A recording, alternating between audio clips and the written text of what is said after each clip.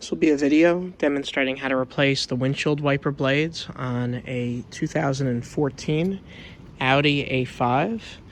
This was also good for any of the B8 or B8.5 versions of the A5 or the A4. So the first thing you want to do to put the windshield wipers in service position is when you turn the car off, if you just tap on the windshield stalk down, it'll automatically put them in this position. Also, if you go into the setup menu, you could navigate to set up your car and manually select the service position for the windshield wipers. Once they're in this position, what we're going to do is lift them up. Just bend them forward. You can see the hole for the windshield wipers right here. I'm going to push this in.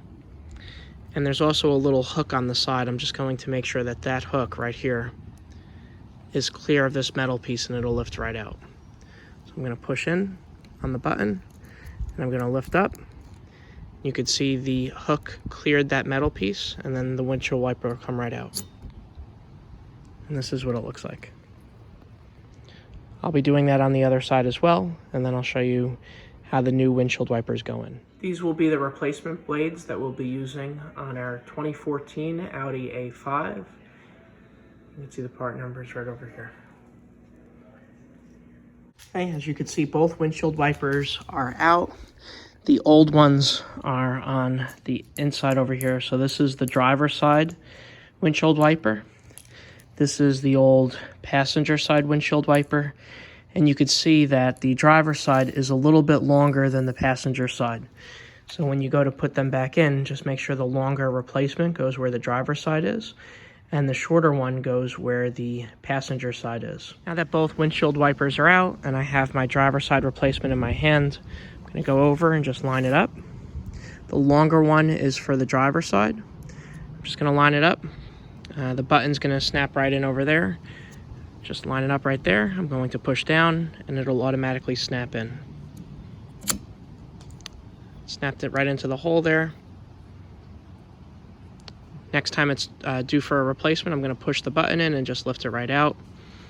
And you can see there's no catch we have to worry about with this replacement. If you just push the button in and lift it right up, it'll come right out. I have the passenger side wiper in my hands right now. It's the shorter one of the two. You could see a little size comparison. That the passenger wiper is a bit shorter than the driver's side. So what I'm going to do to get to the passenger side is I will just push the driver's side down. Rest right up against the window. And I'm going to lean over the car. Just be careful you don't scratch the paint. I'm going to line everything up with the button facing down.